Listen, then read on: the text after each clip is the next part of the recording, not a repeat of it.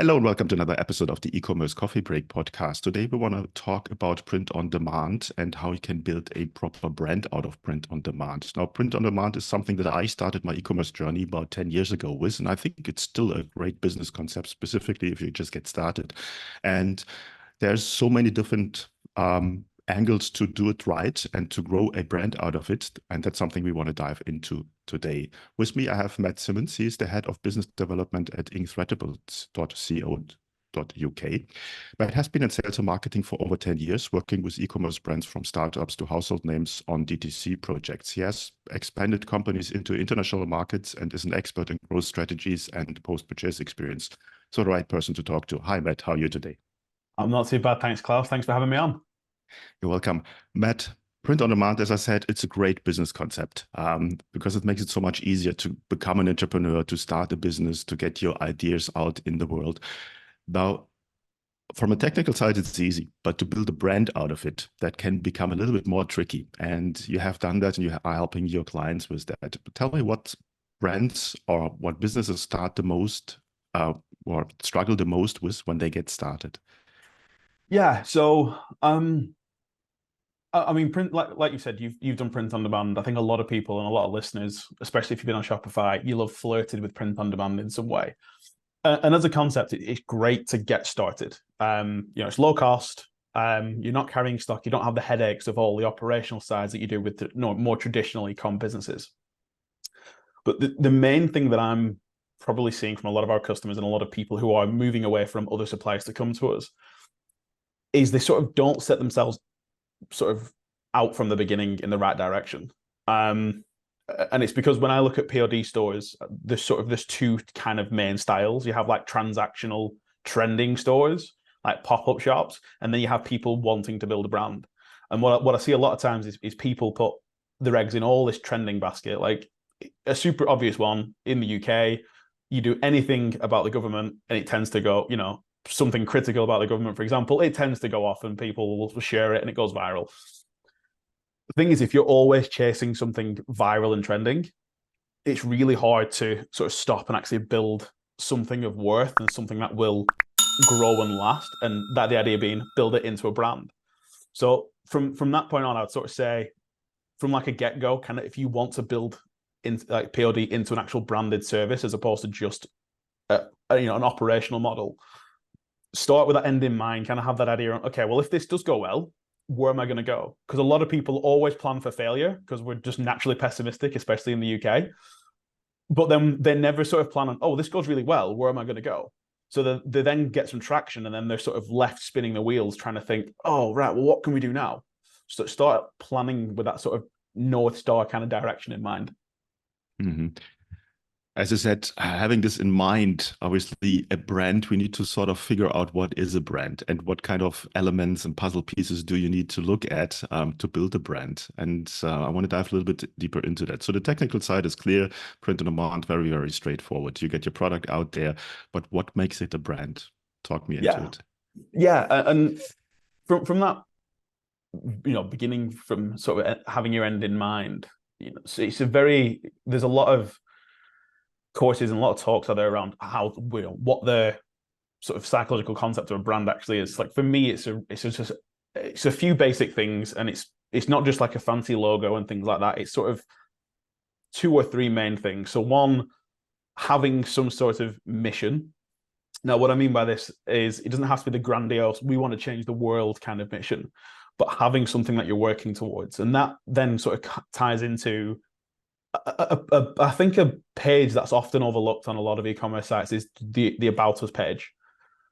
Like, especially with print on demand and especially with e-commerce, people think they have to be anonymous. Like, oh, I'm just some random person who's made some designs and I'm selling them. People don't want to know about me. No. And they get very bashful. Like, no, because anytime I ever look at a new site or anytime I look at a site, I always go to the About Us page because I want to know, oh, who is this person? Or who is this brand? What are they about? And from the idea being, it just helps form that relationship. Like I've worked on, again, like I said, like large scale DTC projects, startups, everything, even had a spell in the sort of B2B consulting world as well. And the simple fact of no matter the method of sales, whether it's person to person, B2B, B2C. Ultimately, it's just that building of that relationship. So having that sort of mission, just something about you that you actually want to achieve through doing this. It could be sharing a story, maybe not a mission, but a story. Why did you get into this? What inspired your designs? What excites you? Because then it gets that person buying into you or your brand. And then from there, just having a set of core values. These don't have to be shouted about, but sort of core values that you as a business operate by. Because this was on another sort of show I was listening to a few months ago, but they sort of said, if Hilton was to make trainers, we have no idea what they would look like. But if Nike was to make a hotel, we know exactly what it would look like. And that sort of ties into consistency, which is probably the biggest thing that needs to be focused on. Consistency, not only in your messaging, but in your visuals, but also on platforms. Like if you are saying one thing on TikTok and then another thing entirely different on Facebook or Instagram, people tend to see sort of things. They don't just look at one channel. If they're looking into your brand and they're making a considered purchase, they will do their research. And if they're seeing things that are polar opposites apart, it then starts to build that little bit of doubt and ambiguity in people's mind. And then ultimately you risk losing sales. So yeah, those sort of three things: having a mission, having a core set of values you operate by, then ultimately just making sure you're consistently executing in line with those. Mm-hmm. Now, from putting that in place, from the technical side, there's more than just having someone shipping out a product in an anonymous brown bag. Tell me a little bit on how branding actually then looks in real life. Yeah, this comes back to a lot of my experience in the 3PL world. So prior to joining the team at Incredible, I worked with a large-scale 3PL company, taking them into international markets.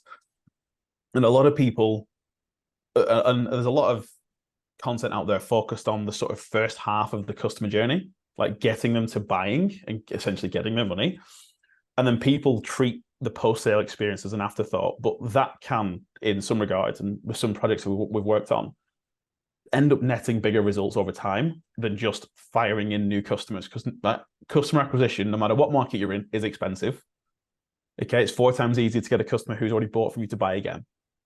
So this is what we help with brands. So as a sort of a startup, as a sort of an initial service, we have a really strong offering in what we do. We're getting orders out consistently, on time, and to a high degree of quality with a very, very, very minuscule amount of errors. But that's all down to our sort of digitized and automated production processes. But then when customers start getting traction, they want to actually build that branded service. Really simple things are, from a physical standpoint, your packaging is the obvious one. Creating a bit of an unboxing experience, because like you said, they're nondescript brown paper bags. They're great because they're eco-friendly and they're compostable, and they're kind of in line with what we want to do.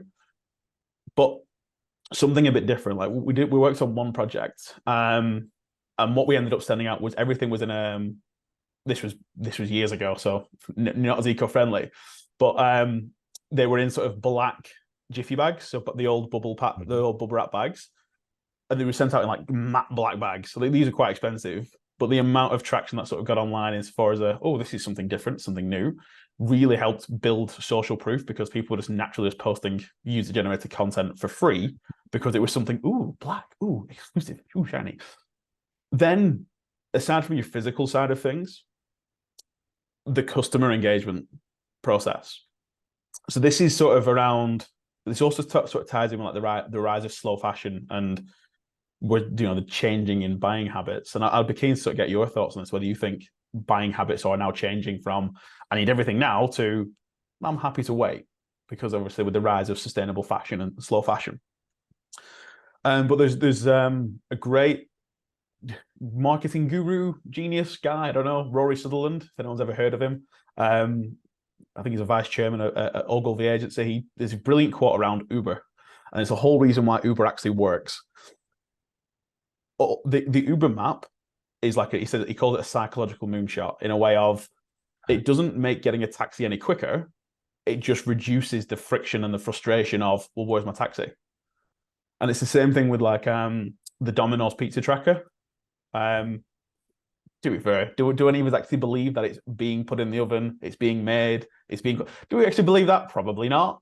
But it's like, something's happening. So this idea of with the About Us page, building that relationship, and then through once they've purchased, it doesn't have to be peppering them with emails, but just that consistent communication on, hey, quick update.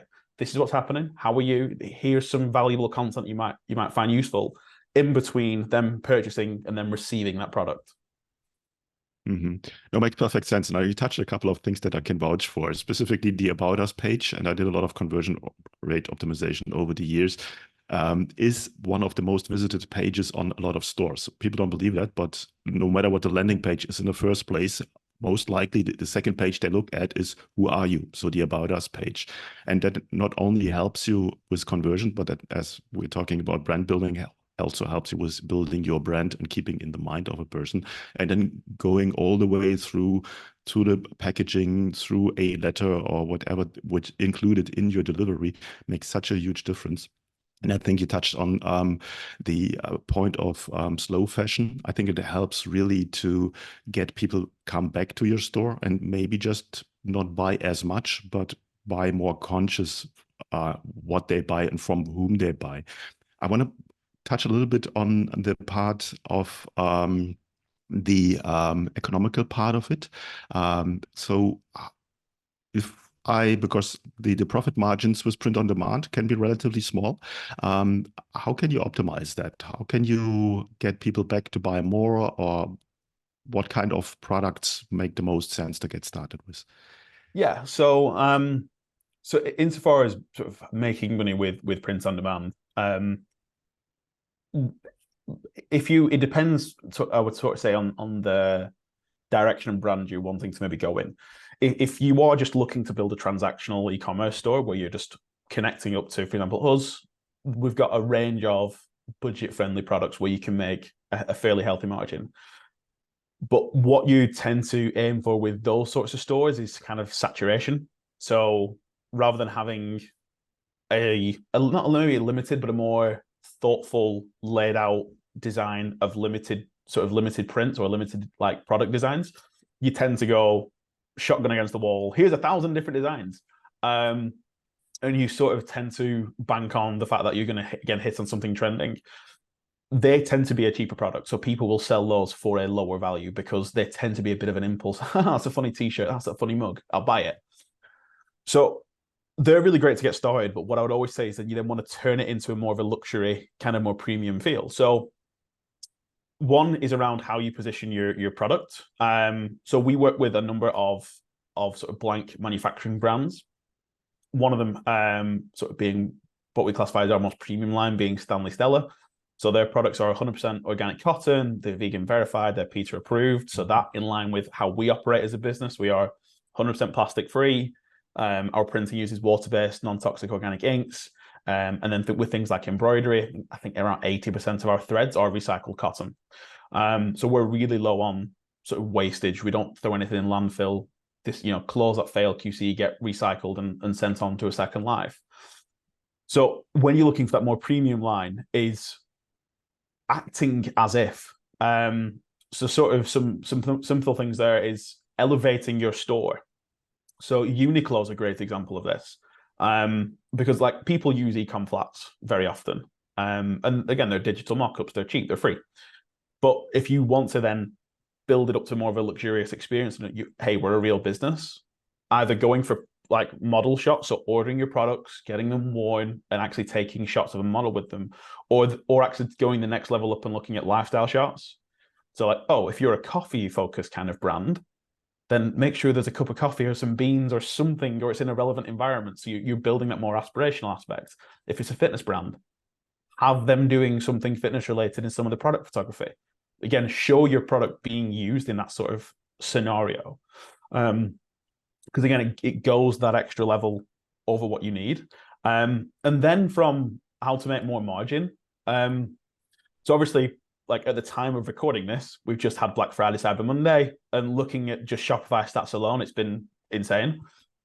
But again, a lot of people, their instant reaction is, oh, we're at the holiday shopping season, here's a 30% discount code. And they're just losing margin for the sake of essentially increasing turnover.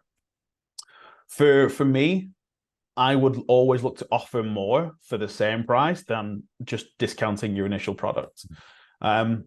So again, if you are building that brand, what could you offer as like either an upsell or a sweetener? So for example, if you are a fashion brand, sign up to our newsletter list and get our exclusive lookbook, for example. And that could be a bunch of model shots of people wearing your clothes with other items, where then you could maybe have affiliate links or something like that as a way of generating additional revenue. Or again, just offering bundled products. So mugs are like from print on demand, like this is one of like probably the original print on demand products. Offering it a case of if they order this or spend the X amount, they get a freebie. All of a sudden it's that people love something for free. So all of a sudden it's a case of, well, if I have to spend a little bit extra to get that, I'm going to spend that extra. Because again, it's all around increasing that average order value, not just discounting for the sake of, well, everyone else is doing it. Yeah. Like, makes perfect sense. I think a lot of merchants, that will be a shift in their mindset, because a lot of them come from a trendy product, from an idea, from a hobby, and now building a brand is a complete shift there. So you need to up the quality of your branding, of your messaging, and so on and so forth. But it's definitely worth it because the profit margins will be so much better. Now, you're at the forefront of print on demand. Do you see specific trends right now in the market? So insofar as specific trends, where like me personally, we're seeing a lot of people coming over to us for a lot of our printing technology, as well as essentially our sustainability credentials. There's other printing processes out there that sort of use a lot of either chemicals like plastisol, or they use vinyl in their printing. Whereas because ours are water-based, again, not toxic, organic, we essentially the technology that we use, DTG, we almost print and it dries into the cotton fibers of the t-shirt. So it's a very, very hard-wearing print, but it's incredibly vibrant, just down to our expertise of our operators and the setups that we use. So we are noticing a big shift insofar as people wanting to offer something that is eco-friendly. And again, it's not just small brands doing this. Nike, Amazon, Apple all now have net zero marketing campaigns. Whether you believe them or not is a different story, but they're all pushing, hey, we are caring about the environment. Apple have been doing it for years, and they're doing a lot of work on their supply chain, for example, to remove carbon and make, the MacBook that I've got right now is 100% recycled parts. So it's not just small brands doing this. So we are seeing obviously a lot of big brands out in the industry pushing a net zero, because it is, whether you like it or not, it's happening, and we all need to do our part, so to speak. So that would be the biggest thing I would say is trending. In a product point of view, there's no major like movers in that space, but it's more seasonal. So again, at time of recording, it's very cold here in the UK, so hoodies and sweatshirts are way up. And then summer, t-shirts are sort of evergreen, but then obviously sort of during the warmer months, t-shirts tend to outsell obviously hoodies quite often, and that can then obviously come down to how you position on your store, is moving featured products around, having seasonal favorites as like a collection on Shopify, for example. Again, just goes to show that you're doing things and you're adapting to the time of year. Okay. Let's talk about your solution and the platforms that you support. So you not only support Shopify, there's others as well. Tell me a little bit about that. Yeah, so we essentially as a business, we've grown quite steadily to quite a large level over the past 10 years that Inkthreadable's been around, when Alex and Amy first set up the business. And it's grown for two reasons, really. One is just a really, really consistent high quality of service. And then two, just word of mouth from happy customers, which when I've come in as head of biz dev, it's nice and easy, right? Because we've got lots of happy customers. So insofar as that, we're all about making things as easy as possible for customers. So we integrate with the major e-commerce platforms. So Shopify, obviously the big one. And then you have WooCommerce, Wix, Squarespace, Big Cartel, and obviously Etsy, which is, again, such a very big marketplace platform. What we tend to see is Shopify is the overwhelming vast majority of our customer base. And not to obviously I know we're on a Shopify podcast. I don't want to talk too much about Shopify, but it's kind of for a reason, right? It's a really good platform. Then through the integration, the idea that we have is ultimately store owners want to do one thing, which is it's a few things: have fun, grow your brand, grow your business, and make money. So they don't want to be bogged down in operational admin of doing things. So through our integration, for example, with Shopify, we can offer personalized products, things such as names and dates, so customers can, like, a really easy upsell is like some sort of feature on your Shopify site, an extra £2, have this product personalized with your name. Because our process is digital, there's no additional cost on our end. It's a print is a print, but you get a little bit extra margin out of your customer for a personalized product, which does have value. So with our marketplace integration, once the customer's checked out, the order then comes to us for us essentially to start production. So again, to cut down on admin time, customers can have a standing balance with us. So once the order comes to us, we can draw down automatically from that balance. So you don't have to remember to log into our platform to pay for it. It can be done automatically by drawing down from your balance. Boom, we start production. It goes into print or embroidery. It's then QC'd, providing everything's A-OK. It then goes to dispatch. And then what we do is we then pass that information back to Shopify to say, hey, this order's now been fulfilled. And then it's back onto our customers to then have their probably automated email follow-up sequence done. And there's a really big reason for that is we feel it's really important for customers, and but in that case, the brand owners that we work with, to maintain that customer relationship. Right. They, like, end users don't want to hear from some random person at Incredible about their order. They want to hear from the brand that they purchased from. And that is, again, the idea being for us, we're automating as much of our end as possible. So customers can do, again, brand owners can do one thing, which is grow, have fun, win new customers, and build strong relationships and loyal fan bases. Makes perfect sense. Very straightforward. I think the process shouldn't be too difficult, and implementation, as it is a Shopify app, is also very straightforward. Before we come to the end of our coffee break today, is there anything that you want to share with our listeners that we haven't covered yet? I would sort of say, and again, I see this from stores that I've worked on and companies I've worked with, is have a plan for success, which sounds a bit dramatic, but when you're getting set up with your store, you're always so focused on the here and now. Like what you need to do right now, For me, before you even get started, or if you are started, just take a step back for a few hours and go, okay, well, if this does get the traction, because if you are going to put the energy in, success will come. Like consistency and persistence beats talent and going viral on TikTok every day of the week for me. So just have that idea on, if you want to go somewhere, like where is that going to be? Because you don't then want to be 2 years down the line, you're doing designs and things that you're not passionate about because the brand kind of got away from you and you just ended up following trends. And from that as well is like, think about this as a business. You are building a business. This is not just, again, if you want to be successful, there are a lot of people who have like lifestyle stores.